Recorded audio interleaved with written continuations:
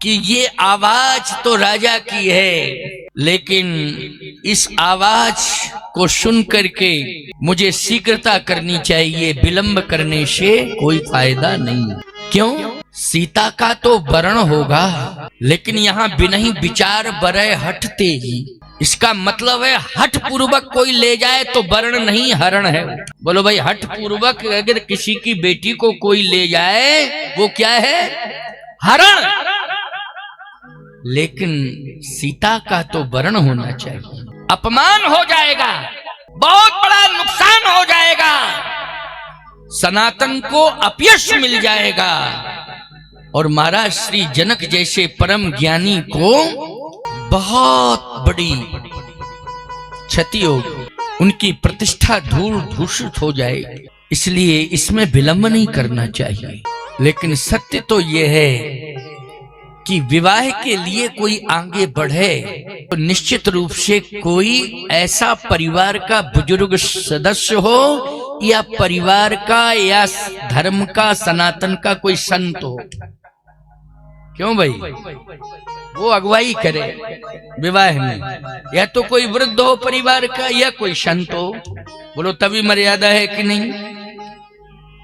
यही मर्यादा है। इसलिए राम जी मर्यादा पुरुषोत्तम है, भगवान कृष्ण लीला पुरुषोत्तम है। भगवान कृष्ण के विवाह में किसने अगुवाई ही नहीं की, डायरेक्ट पहुंचना, डायरेक्ट ले आना। क्यों भाई?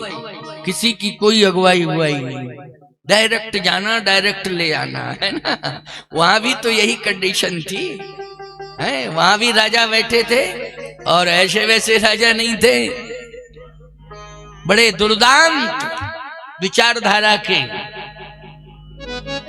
जिनके रोम रोम में राक्षसत्व था, ऐसे। और यहां भी यद्यपि संख्या तो बहुत है, लेकिन 10,000 राजा ये दुर्दांत दैत्य। 10,000 राजा तो 10,000 से ज्यादा हैं, लेकिन नहीं, वो साधु राजा हैं, चरित्रवान राजा हैं, क्योंकि वो पहुंच तो गए हैं, लेकिन वो जनकपुर की भूमि को प्रणाम कर रहे हैं। वो पहुंच गए, लेकिन सीता जी को प्रणाम कर रहे हैं। वो पहुंच गए हैं, लेकिन प्रभु राम को भी प्रणाम करेंगे। बोलो भाई, कौन साधु राजा, सज्जन राजा। लेकिन ये 10,000 तो ऐसे दैत्य राजा हैं जो कहते हैं ले ओ छुड़ाए सी कहीं कोई, छीन के ले जाएंगे। छीन के ले जाने का मतलब है हरण। विलंब नहीं करना चाहिए। गुरुदेव से प्रार्थना की कि गुरुदेव, आवाज आ रही है इस दिशा से, जिस दिशा में मिथिला है, कि जो भी शिव के प्रचंड धनुष का खंडन करेगा, शंकर के प्रचंड धनुष का खंडन करेगा, मैं अपनी बेटी का विवाह उसी के साथ कर दूंगा, और बिना ही विचार बरय हठ तेजी। तो भगवान राम ने ये थोड़ी कहा कि नहीं मुझे ले चलिए, मेरा विवाह होगा, ये सब नहीं। गुरुदेव ऐसी ऐसी आवाज सुनाई दे रही है, थोड़ा आप ध्यान दें। तब विश्वामित्र जी ने ध्यान दिया। अच्छा, जब ध्यान दिया तो कहा राम चलो मेरे साथ, चलो। धनुष जग सुन रघुकुल नाथा, हरस चले मुनिबर के साथ। और उसमें सबसे बड़ी चुनौती यह है सीताराम के परिणय में, ये धनुष। और धनुष भी जड़ है, क्योंकि हड्डियों का है, तो हड्डियों में क्या जड़ता होती है ना, हड्डियों में क्या होती है, जड़ता होती है। दधीच की हड्डियों से बना हुआ ये धनुष, और दधीच उच्च कोटि के महात्मा। अब ये टूटे, जब ये टूटेगा तो सीताराम जी का विवाह होगा। लेकिन धनुष रखा है, राजा बहुत इकट्ठे हो गए तोड़ने के लिए, बताया नहीं, दीप दीप के भूपति नाना आए हैं सुनहम पंठाना। लेकिन 10,000 राजा तो बिल्कुल युद्ध करने के लिए तैयार हैं, मतलब युद्ध करने के लिए पूरी तरह से तैयार हो गए कि कुछ भी हो सीता जी को तो ले जाए। इसलिए इकट्ठे हो जाओ, सब ले जाएंगे सीता। लेकिन प्रभु राम बर सांवरो जानकी जोग, और ये संबंध अनादि संबंध है। चली अग्र कर प्रिय सखी सोई, प्रीति पुरातन लखई न कोई। गिरा अरथ जल बीज सम, कहियत भिन्न न भिन्न, बंदो सीता राम पद जिनहि परम प्रिय खिन्न। अनादि संबंध है ये पुनीता। इसलिए ये राजा इकट्ठे हो जाएं, चाहे पूरी ताकत लगा लें, चाहे अपने पुरखों को उतार दें, सफलता मिलने वाली नहीं है। लेकिन इकट्ठे तो हैं ही हैं। भगवान राम पहुंच गए। जनक जी महाराज ने प्रथम दर्शन में ही श्री राम जी को ब्रह्म के रूप में पहचाना, क्योंकि सबसे बड़े ब्रह्म ज्ञानी यदि संसार में हैं तो महाराज श्री जनक हैं। इसलिए अभी तक अनुभूति करते रहे, लेकिन अब दर्शन मिल गया ब्रह्म का। व्यापक ब्रह्म निरंजन निर्गुण विगत विनोद, सोहज प्रेम भगति बस कौशल्या की गोद। जनक जी ने कहा बस अब मेरा जीवन कृतार्थ हो गया, लेकिन बस ये धनुष की औपचारिकता पूरी हो जाए, मैं निश्चित रूप से अपनी बेटी का विवाह राम जी के साथ ही करूंगा। और इसका एक प्रमाण है भैया, जनक जी ने वो प्रबंध भी किया है। धनुष टूटने के पहले सब मंचन ते मंचिक सुंदर विशद विशाल, ओ मुनि समेत तय बंधु दो बैठा रे महिपाल। क्यों भाई, इसकी पुष्टि हो रही है कि नहीं हो रही है? अगर ऐसा कुछ संशय महाराज श्री जनक के मन में होता तो फिर ये एक विशाल मंच क्यों बनाते? और इस मंच को बनाया गया था तो धनुष टूटने के बाद जो तोड़ता उसको बिठाते। क्यों भाई, जो तोड़ता उसको बिठाते। लेकिन नहीं, धनुष नहीं टूटा, पहले ही बिठा दिया। सब मंचन ते मंचिक सुंदर विशद विशाल, ओ मुनि समेत तही बंधु दो बैठा रे महिपाल। भगवान राम बैठ गए गुरुदेव के साथ। अब जनक जी ने कहा कि आप राजाओं से कहा, आप लोग क्यों बैठे हो, धनुष के पास जाओ। तो कुछ राजा बोले हम नहीं जाएंगे। क्यों? हम धनुष तोड़ने थोड़ी आए हैं। किस लिए आए हो? हम तो सीताराम जी का दर्शन करने आए। वो साधु राजा हैं। कौन है? साधु राजा। जनक जी हम धनुष तोड़ने नहीं आए, हम तो सीताराम जी का दर्शन करने आए हैं। कुछ मूर्ख राजा उठे, एक राजा तो चल ही दिया। तो उन साधु राजाओं ने कहा रुको रुको रुको रुको, कहां जा रहे हो? कहे हमें धनुष दिखाई दे रहा है और कोई भी दिखाई नहीं दे रहा है, केवल धनुष। उन साधु राजाओं ने कहा नहीं नहीं, इधर मत देखो धनुष को, थोड़ा मेरी ओर देखो और इधर देखो। जैसे ही मुड़ के देखा तो कहा ये कौन है, ये कौन? तो साधु राजा कहने लगे जगत पिता, जगत पिता रघुपत ही बिचारी, भरी लोचन छबिले निहारी। जगत पिता रघुपत ही बिचारी, ये जगत पिता है, इसलिए नेत्र भर के दर्शन कर लो। मरने के पहले कर लो, मरना तो पक्का।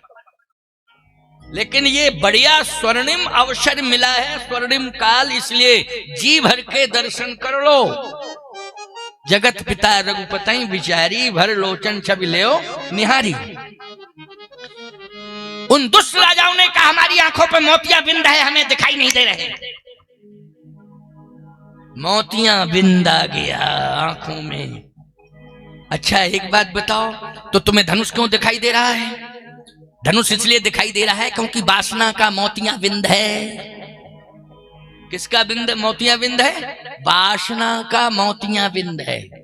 वासना का मोतियां बिंद जिनकी आंखों पे आ जाता है, उन्हें भगवान दिखाई नहीं देता है, उन्हें दुनिया दिखाई देती है। क्यों दिखाई देती है? और दुनिया में भी स्वार्थ दिखाई देता है। बोलो, दुनिया तो दिखाई देती है, लेकिन दुनिया में भी क्या दिखाई देता है? स्वार्थ दिखाई देता है। ये वासना का मोतिया बिंद है। इसलिए इसका कथा में ऑपरेशन हो रहा है। क्यों? कथा में क्या हो रहा है? ऑपरेशन हो रहा है। अच्छा इस समय ईमानदारी के साथ बताओ, जो स्थल का वर्णन मैं कर रहा हूं, तुम्हें वही स्थल दिखाई दे रहा, अनुभव कर रहे हो कि नहीं कर रहे हो? ऐसा लग रहा है जैसे जनकपुर में यही हो रहा है। क्यों भाई, यही अनुभव हो रहा है कि नहीं? वो तो अगर हम स्मरण न दिलाते तो आपको ये पता ही नहीं था। यही था पता हम जनकपुर में हैं, लेकिन अब पता हो गया हम रक्षा में बैठे। नहीं, फिर हम अब जनकपुर ले जाते हैं आपको, अभी ले जाते हैं, चिंता मत। क्योंकि ये राजाओं का मैटर आ गया ना, जो दूषित विचारधारा के राजा हैं, दुष्ट विचारधारा के राजा हैं, थोड़ा सा उनका मैटर आया तो फिर वो प्रभाव तो पड़ेगा ही, थोड़ा प्रभाव पड़ जाता है। इसलिए अच्छे लोगों की चर्चा होनी चाहिए, अच्छे लोगों का संग होना चाहिए, अच्छे लोगों के बीच में रहना चाहिए। ये सोच बना करके चलो। लेकिन वो कहते हैं हमें नहीं दिखाई दे रहे कौन जगत पिता है। हमें तो एक राजकुमार छोटा सा बैठा हुआ है, 15 साल का वो राजकुमार बैठा है। हाँ थोड़ा सा नेत्रों में कुछ जादू है, लेकिन जादू मेरे ऊपर नहीं, थोड़ा बच्चों को पढ़ाओ, बच्चियों को पढ़ाओ। लेकिन बेटियों, आज हम यही कहेंगे, शिक्षा की क्रांति में तुम्हें अपना घर छोड़ना पड़ेगा, तुम्हें अपना गांव छोड़ना पड़ेगा, तुम्हें अपना जिला छोड़ना पड़ेगा, तुम्हें अपना राज्य भी छोड़ना पड़ेगा। बोलो भाई, शिक्षा की क्रांति में ऊंचाई पाने के लिए, इसलिए हमारी बच्चियां हों चाहे हमारे बच्चे हों, हमसे 500, 700, 1000 किलोमीटर, कभी कभी तो देश में नहीं दुनिया में पढ़ते हैं, अन्य देशों में भी पढ़ते हैं। लेकिन क्या संभव है कि माँ बाप साथ में जाएंगे? नहीं, ये संभव नहीं है। तो आपके साथ कौन जाएगा जो आपकी रक्षा करेगा? कभी भी कोई शस्त्र रक्षा नहीं करता है, कोई दीवार रक्षा नहीं करती है, चार दीवार रक्षा नहीं करती है। यदि रक्षा कोई करता है तो हमारा संस्कार करता है, हमारा धर्म करता है, हमारे पुरखों का दिया हुआ संस्कार करता है हमारी रक्षा। इसलिए जो पुरखों की मर्यादा है, माता पिता की मर्यादा है, कुल की मर्यादा है, उसका ध्यान रखना है, उसी मर्यादा को साथ लेके जाना है। और यदि वो मर्यादा तुम्हारे साथ है तो वो कवच बन करके सामने आ जाएगी, किसी की हिम्मत नहीं है कि तुम्हें स्पर्श कर ले, क्योंकि कवच बन करके वो मर्यादा है। लेकिन शायद आपको पहली बार मैंने कथई में देखा है, इसके पहले रक्षा में हमने कहा हम मूंगफली बेचते हैं क्या, तुम्हारे यहाँ मिल जाए, चाट का ठेला लगा के फालतू की बात क्यों करते हैं? पहली बार देखा है कभी? अरे कथा में आए हैं, पहली बार इसलिए देखा होगा, कथा में आए, कथा कहते हैं बुलाया आगे, यही मिलेंगे, जहां भी मिलेंगे कथा मंच पर ही मिलेंगे। बोलो मिलेंगे कि नहीं मिलेंगे? आप लोगों ने हमको देखा होगा, प्राय हमारी कथाएं चलती रहती, कार्यक्रमों में ही रहते हैं, हम स्थान पर भी कम ही रहते हैं, चित्रकूट में बहुत कम, बहुत ही कम रहते हैं, कल्पना से परे इतना कम रहते हैं, समझ लो कथा में रहते हैं। लेकिन राम कथा मंदाकिनी चित्रकूट चित्रचार तुलसी सुबह स्नेह वंशीय रघुवीर बिहार। तो टिप्पणी पर हम नहीं चिंता करते हैं, लेकिन बात स्वस्थ कह देते हैं, हमें कोई दिक्कत वाली बात। अच्छा, और ये बात भी बिल्कुल मर्यादित है कि नहीं, ईमानदारी के साथ बताओ, इसमें संशय करने की आवश्यकता नहीं है। तो आज राजाओं ने 10,000 राजाओं ने इकट्ठा होकर के एक संकल्प लिया है कि हम धनुष को तोड़ेंगे। एक नहीं तोड़ेगा तो 10,000 मिलकर तोड़ेंगे, और 10,000 से नहीं टूटेगा तो फिर जो तोड़ेगा उसे सबक सिखाएंगे। बड़ी विडंबना है साहब, इतनी बड़ी विडंबना कि तुम तोड़ो नहीं पा रहे हो, जो तोड़ देगा उसके खिलाफ हो जाओगे। क्यों? यही कंडीशन है कि नहीं? परंतु विचारवान श्रोताओं विचार करना, ये धरती रामकृष्ण की है, ये धरती राजाओं की नहीं है। राजाओं की होती तो राजतंत्र समाप्त नहीं हुआ होता। ये धरती राजाओं की नहीं है, अगर राजाओं की होती तो राजतंत्र नहीं जाता, प्रजातंत्र नहीं आता। ये धरती रामकृष्ण की है। जब से सृष्टि का सृजन हुआ है, इस धरती पर रामकृष्ण की पताका सदा फहराती रही है, सदा पताका फहराती रही है। इसलिए इनके मंसूबे पूरे नहीं होंगे। कहते कुछ भी नहीं। जनक जी ने कहा अच्छा ठीक है, जाओ जाओ, पहले जाओ तो धनुष के पास तो जाओ। जा रहे हो, बोलते जा रहे हो, जाओ, समय खराब क्यों कर रहे हो, जल्दी जाओ। राजा पहुंच गया। जैसे ही पहुंचा तो एकदम झटका लगा, बैक हुआ। कहता है ओ बच गए, इसमें करंट सिस्टम था। जनक तुम बहुत धोखेबाज हो, तुमने मार दिया होता है। कोई भी धनुष की घोषणा नहीं करता है विवाह में, इसलिए किया था, इसमें करंट सिस्टम है। फिर कहता है मैं किसी को बताऊंगा नहीं, जो हम पे बीती उस पे भी बीत है। हम तो बच गए, वो मर है। क्यों?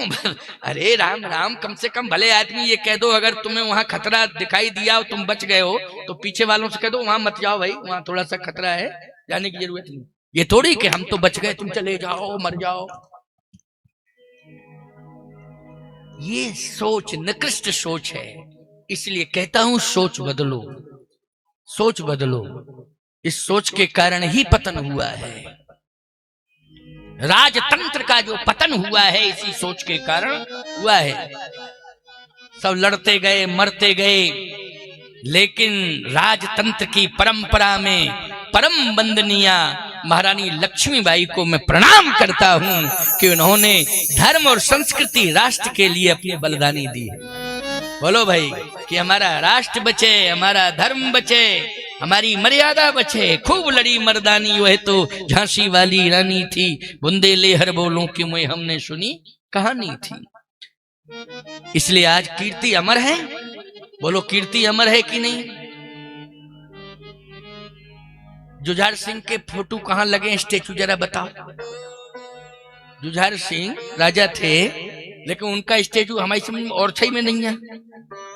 लेकिन हरदौल के चबूतरे बोलो गांव गांव में है कि नहीं? जल्दी बोलो। हर गांव गांव में चबूतरे हैं, हरदौल जी के देवता मान करके पूजा जा रहा है। लेकिन जो राजा था उसे कोई पूछ नहीं रहा है, क्योंकि सोच गलत थी, सोच निकृष्ट थी।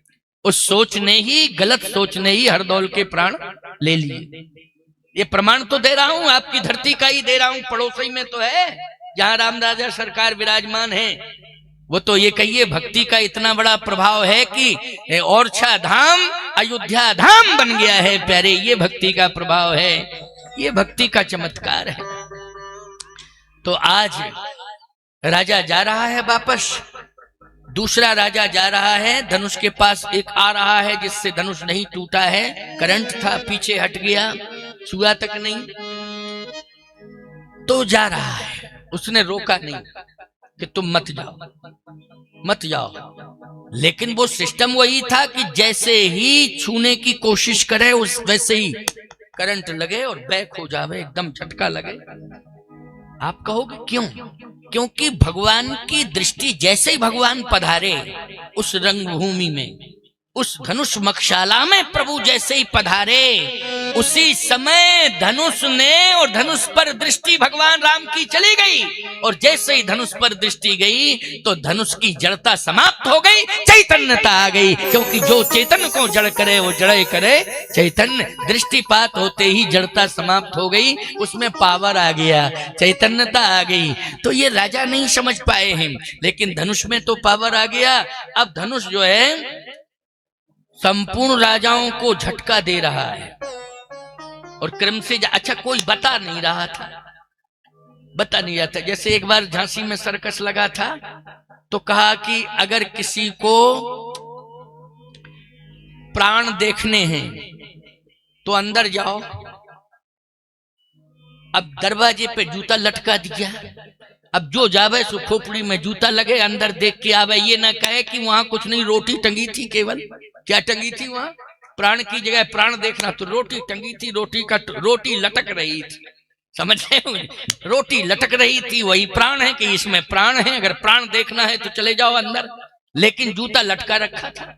तो जब देखने के लिए लोग अंदर जाएं तो पहले जूता लगे, उधर जाएंगे, अरे रोटी लटकी है यार, क्या फायदा में। अच्छा लौट के जैसे यहाँ दूसरे कहे क्यों भैया क्या देख, बोले तुम चले जाओ प्राण दिखाओ, क्योंकि जो मेरे साथ हुआ वही तुम्हारे साथ हो जावे, है नहीं? यही तो दुनिया है, इसी को दुनिया कहते हैं। समझ गए हो कि नहीं?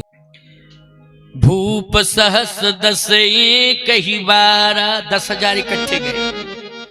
भूप सहस 10 कही 12। अब धनुष ने थोड़ा सा पावर कम कर दिया। क्यों? इनका अभिमान चकनाचूर कर दूं कि तुम 10,000 लग गए, हमारा कुछ नहीं बिगाड़ पाए। समझ गए कि नहीं?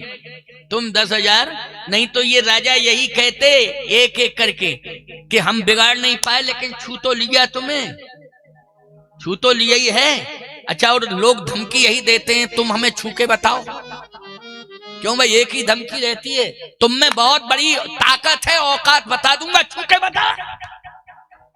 तो ये राजा यही कहते धनुष से, हमने छू के बता दिया कि नहीं बता दिया।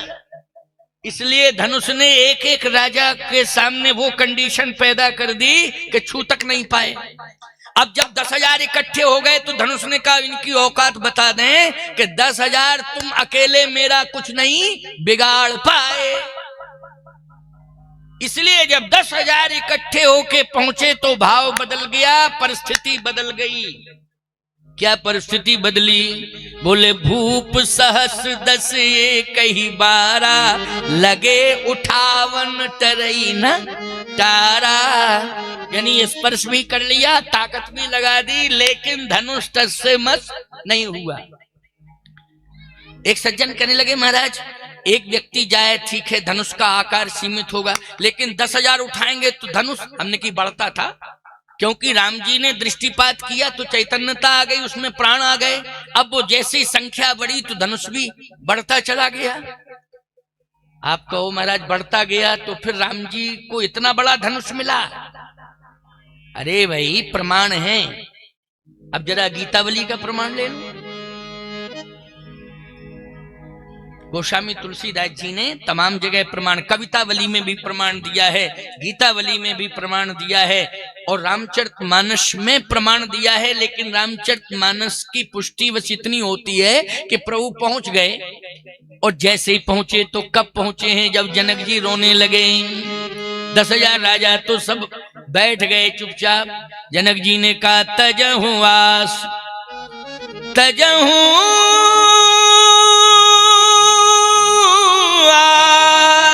निज निज ग्रही जाहू,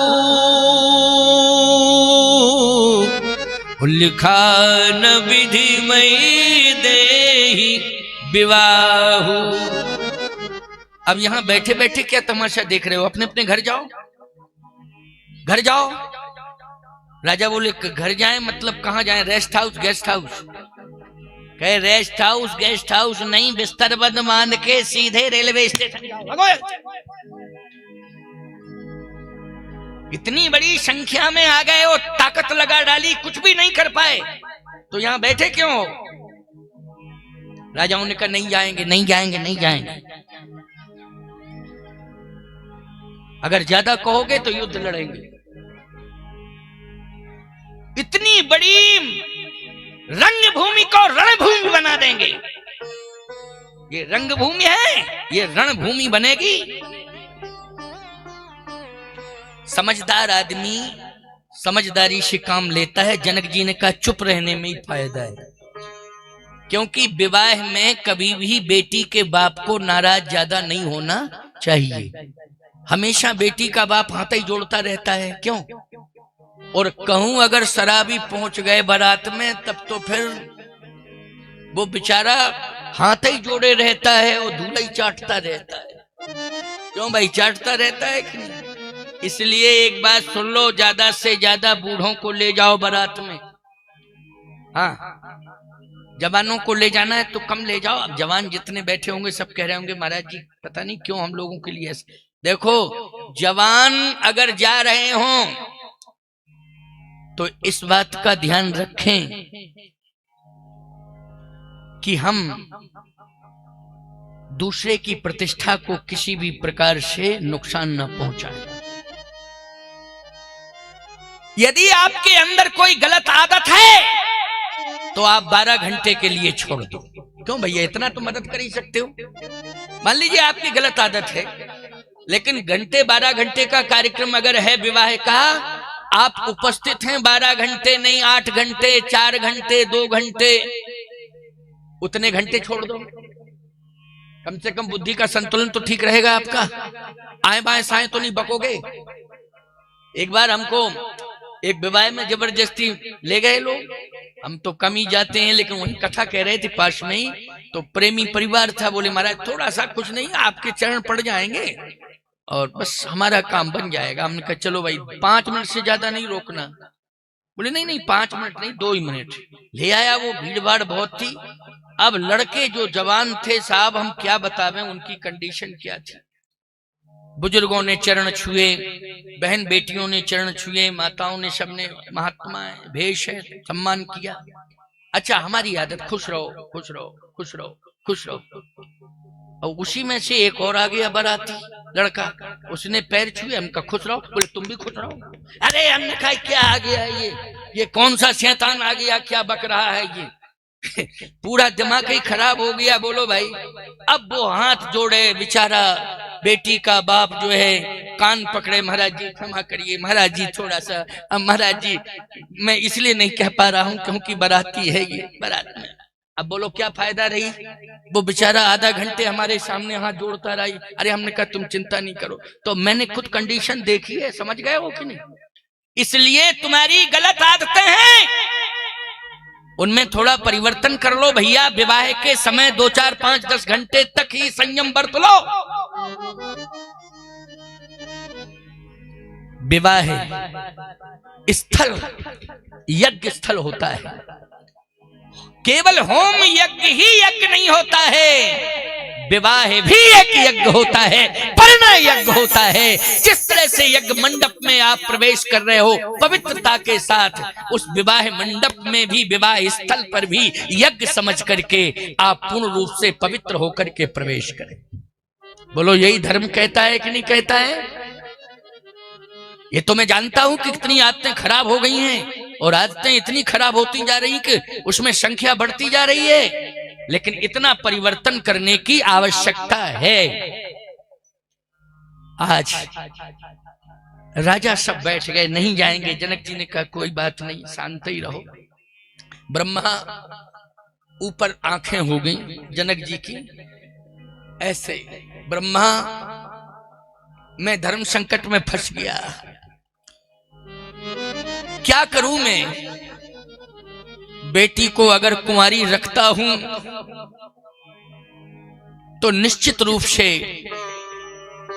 मेरे सुकृत नष्ट हो जाएंगे, क्योंकि मुझे प्रण का त्याग करना पड़ेगा। और यदि मैं प्रण का त्याग करता हूं तो मेरे पुण्य नष्ट होते हैं,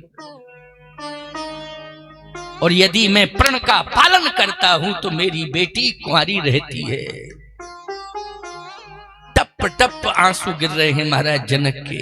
अच्छा बोलो, जो प्रण किया है सो पुरारी को दंड कठोरा, राज समाज आज जोई तोरा, त्रिभुवन जय समेत भय देही बिनहि विचार बरे हटते ही। अगर प्रण का पालन करते हैं तो स्थिति क्या बन गई है कि बेटी कुंवारी रह रही, और प्रण का त्याग करते हैं तो निश्चित रूप से जितने भी पुण्य मेरे और मेरे पुरखों के और मेरे निम्न वंश के, वो सारे के सारे पुण्य जो है आज नष्ट हो गए। अब क्या करूं? आप कहोगे रामायण में तो नहीं लिखा है। रामायण उठहु राम भंजो भव चापा,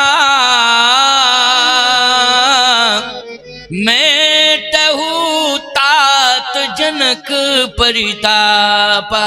राम, जनक के आंसुओं को हम भी नहीं देख पा रहे हैं, बहुत दुखी हैं। ये परम योगी हैं, परम ज्ञानी विज्ञानी हैं, इसलिए मैं भी आंसू नहीं देख पा रहा हूं। उठो राम, उठो और समाधान करो। जैसे ही गुरुदेव ने आज्ञा दी तो सही जई चले सकल जग स्वान। सहज भाव से जा रहे हैं, धीरे धीरे, कोई अकुलाहट घबराहट किसी भी प्रकार का कोई उथल पुथल वाला भाव नहीं, सौम्यता, सरलता, सहजता, गंभीरता। पहुंच गए धनुष के पास, और जैसे पहुंचे तो दाहिन दियो पिनाक, तो समिट के भयो मनाक। जैसे परिक्रमा की भगवान ने, धनुष एकदम छोटा हो गया, बहुत लंबा हो गया था ना, छोटा हो गया। राजाओं ने कहा जादूगर है, जादूगर है, जादूगर है, देखो कोई जादू कर दिया इसने। भगवान ने कहा डरो नहीं, धनुष डरो नहीं, मेरा काम तोड़ने का नहीं है, मेरा काम जोड़ने का है। लेकिन गुरुदेव ने आज्ञा की है तो आज मैं तोड़ूंगा, क्योंकि गुरुदेव की आज्ञा हुई है, इसलिए उसमें अपने नियमों में मैं परिवर्तन कर लूंगा। क्यों भाई? अगर बड़े लोग कुछ कह रहे हो तो थोड़ा सा परिवर्तन कर लो अपने आप में, उनकी बात मान लेना चाहिए। धर्म कहता है, जिद नहीं करना चाहिए कि नहीं मेरा नियम नियम नियम, परिवर्तन कुछ नहीं, नियम नियम नहीं नहीं नहीं नहीं। बड़े लोग कहें तो सुनो और थोड़ी गुंजाइश ले लो, परिवर्तन कर लो, और कोई बड़ी बात नहीं है ऐसी। धनुष तोड़ने की बात कही, भगवान ने कहा जोड़ने का काम है, तोड़ने का नहीं। लेकिन गुरुदेव ने कहा है परंतु तोड़ने के बाद, अभी तक तुम मिथिला में रहे हो, अब हम तुम्हें बैकुंठ में स्थान देंगे। मेरा जो धाम है जहां से मैं आया हूं वहां मैं भेज दूंगा। तो अभी तक तो मिथिला में रहे, लेकिन अब तुम बैकुंठ में विशेष स्थान पर स्थापित किया जाएगा आपको, ये मैं गारंटी के साथ कह रहा हूं। धनुष बोला नहीं प्रभु, हमें बैकुंठ नहीं जाना है। तो भगवान ने कहा टूटना नहीं है, कहा टूटना तो है ही है, लेकिन बैकुंठ नहीं जाना है। तो भगवान ने कहा फिर अयोध्या भेज दें, कहा अयोध्या भी नहीं जाना है। क्यों? कहे बैकुंठ छोड़ के आप चले आए, बैकुंठ की कोई महिमा नहीं। अयोध्या आए, अयोध्या छोड़ के मिथिला में चले आए, अब अयोध्या की कोई महिमा नहीं, जब आप ही छोड़ के चले आए तो क्या महिमा। तो भगवान ने कहा फिर मिथिला में रहोगे? कहा अब तो और घाटा लगेगा मुझे अगर मैं मिथिला में रहूंगा, क्योंकि किशोरी जी के कारण हम थे, लेकिन अब आप तोड़ने के बाद किशोरी जी को लेके चले जाओगे तो मिथिला की कोई महिमा नहीं, क्योंकि रामऊ जी गए और सीतऊ जी गई, तो क्या महिमा। तो फिर कहा आप अयोध्या में भी नहीं रहोगे, आप जानकी को लेकर के, आपका जो प्रण है, जनक जी का जो प्रण था, जनक जी का प्रण था कि सो पुरारी को दंड कठोरा, राज समाज आज जोई तोरा, त्रिभुवन जय समेत वै देही बिनहि विचार बरई हट तेही। ये जो प्रतिज्ञा थी वो पूरी होगी, लेकिन आपकी प्रतिज्ञा है निश्चरहीन करो मई भुज उठाए प्रण कीन, सकल मुनन के आशमन जाए जाए सुख दीन। और धनुष ने दूसरी तीसरी बात कही, बड़ा बढ़िया भाव है क्या, कि आपने ये भी वचन दिया था कि नारद वचन सत्य सब करी हो और परम शक्ति समेत अवतरी हो।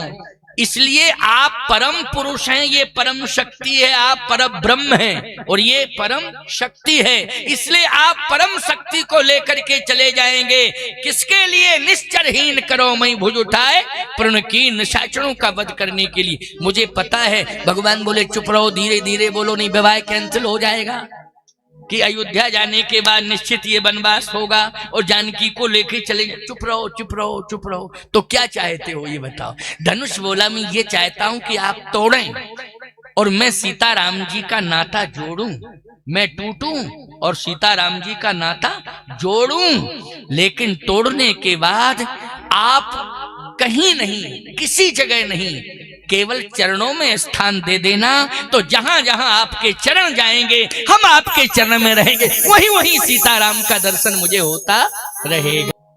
कि प्रेम विवश, यानी प्रेम की विवशता के कारण श्री किशोरी जी माला नहीं पहना पा रही हैं, या परिस्थिति की विवशता के कारण नहीं पहना पा रही हैं। क्योंकि राम जी 15 वर्ष के हैं, किशोरी जी 6 वर्ष की हैं, छोटी छोटी भैया हैं। अब माला यदि पहनाने की कोशिश करेंगी तो फिर पहनने वाले को थोड़ा रिस्पॉन्स देना पड़ेगा, क्योंकि छोटी हाइट है ना। तो राम जी 15 वर्ष के हैं, अच्छा तो झुकना पड़ेगा कि नहीं झुकना पड़ेगा? ये नियम है। कोई माला पहनाने के लिए आए तो पहनने वाले को, क्योंकि माला पहनाने वाला सम्मान करने आ रहा है, तो आप पहनाने वाले को भी सम्मान दीजिए। पहनने वाले का भी धर्म कहता है कि पहनाने वाले को भी सम्मान दे। तो उसमें आदान प्रदान की मर्यादा क्या है कि जैसे ही कोई माला लेकर के आए, उठावे पहनाने के लिए, तो आप तुरंत, यानी आपने भी अभिवादन कर दिया, सम्मान कर दिया। ये नहीं कि पहनाने वाला पहना रहा है और आप ऐसे हैं, और फिर भी उसने कहा चलो पहना दे तो आप ऐसे हो गए। क्या मतलब निकला बोलो? इसका कोई अर्थ तो नहीं है। इसलिए यहाँ किशोरी जी प्रयास तो कर रही हैं, लेकिन क्या भगवान राम तो मर्यादा पुरुषोत्तम हैं, तो क्या प्रभु श्री राम नहीं पहनना चाहते हैं? नहीं नहीं, प्रभु राम तो पहनना चाहते हैं प्यारे। लेकिन समस्या इस बात की है कि जैसे ही भगवान राम थोड़ा प्रयास तो करने ही वाले थे, इतने में सखी बोल पड़ी जल्दबाजी में, रामललाजू किशोरी जी माला बार बार उठा रही हैं, तो आप झुक क्यों नहीं जाते हो? थोड़ा सा झुक जाओ। तो लक्ष्मण जी तुरंत बोले वाह, धनुष तोड़े ऊपर से झुके अलग। फालतू की बात करती हो। ये मिथिलानियों की बड़ी आदत वैसी हो गई है, समझ में नहीं आता है कि जो धनुष तोड़े उसी का अपमान करें, उसी को झुकावें, उसी के लिए 10-20 बातें सुनावें। मिथिलानी कहती है नहीं छोटे ठाकुर, गलत मत सोचो। सखी कहती है नहीं ऐसा नहीं है, परिस्थिति के कारण निवेदन कर रही हूं। लक्ष्मण जी ने कहा नहीं, माला पहना पावे चाहे ना पहना पावे, लेकिन भैया झुकेंगे नहीं। विश्वामित्र जी ने देखा कि लक्ष्मण कुछ कह रहा है, तो विश्वामित्र जी ने कहा इधर आओ लक्ष्मण। लक्ष्मण जी पहुंचे, क्या कोई बातचीत हो रही है? लक्ष्मण जी ने कहा बातचीत कुछ नहीं हो रही है, मिथिलानियां बार बार भैया से कह रही झुक जाओ झुक जाओ झुक जाओ, और मैंने कहा कि भैया ने धनुष तोड़ा है, झुकेंगे नहीं। गुरुदेव आप ही बताओ ये गलत बात है कि नहीं? विश्वामित्र जी ने कहा देखो वो क्या हो रहा है, वहां क्या बातचीत कर रही है मिथिलानियां अलग बात है, लेकिन एक गलत जरूर हो रहा है, उस पर तुम्हें विचार करना है। लक्ष्मण जी बोले आप समझ नहीं पा रहे क्या गलत हो? गलत ये हो रहा है कि जब प्रभु राम ने धनुष तोड़ा है, जिसको 10,000 राजा हिला नहीं पाए, तही क्षण राम मध्य धन तोड़ा, धनुष को क्षण मात्र में तोड़ दिया। जब धनुष टूटा था तो कम से कम तुम छोटे भाई थे, उसी समय वंदन अभिनंदन करते, भैया के चरणों में गिर जाते, लेकिन अभी तक तुम अखड़े ही मन में खड़े हो। लक्ष्मण जी बोले ये तो गलत हो गया। अब गलती तो हो गई है, लेकिन मैं क्षमा मांगता हूं। कहा क्षमा यहाँ नहीं, वहीं जाकर के क्षमा मांगो, और क्षमा मांगने का वाणी से नहीं, बस यही कहना प्रभु क्षमा करो, चरणों में गिर जाना, बस केवल गिर जाना चरणों में, प्रभु क्षमा करो क्षमा करो क्षमा करो, भूल हो गई चरणों में गिर जाना। लक्ष्मण जी बोले आपने अच्छा मार्गदर्शन किया, इसलिए तो गुरु की जरूरत होती है। वहीं से चले आए लक्ष्मण, क्षमा करो क्षमा करो क्षमा करो, और सीधे साष्टांग चरणों में गिर पड़े, भैया मुझे क्षमा करो क्षमा करो। विश्वामित्र जी ने कहा राम, भरे समाज में, जनकपुर में, जहां अनेक देशों के राजा बैठे हैं, सब देख रहे हैं, तुम्हारा छोटा भाई चरणों में पड़ा है, उठा लो, हृदय से लगा लो, जिससे सबको पता चल जाए भाई भाई में कितना प्रेम है। प्रभु राम ने कहा आज्ञा शिरोधारी। और जैसे ही प्रभु श्री राम ने श्री लक्ष्मण जी को उठाने का मन बनाया, उठाने के लिए थोड़ा सा ही झुके, सतानंद जी ने कहा गोल्डन चांस से तुरंत जयमाल पहना दो सीता। उसी समय सिए जयमाल राम और मेरी स्त्री किशोरी जी ने प्रभु राम के गले में विजयमाल पहना दी। लक्ष्मण जी को उठाया, राम जी ने हृदय से लगाया, फूलों की माला ठंडी ठंडी लगी। लक्ष्मण जी बोले माला कब गिरी? राम जी बोले तुम गिरे और माला गिरी, तुम गिरे और माला गिरी। तो भाई ये सीता राम सरिस बर दुल्हन सीता, राम सरिस बर दुल्हन सीता,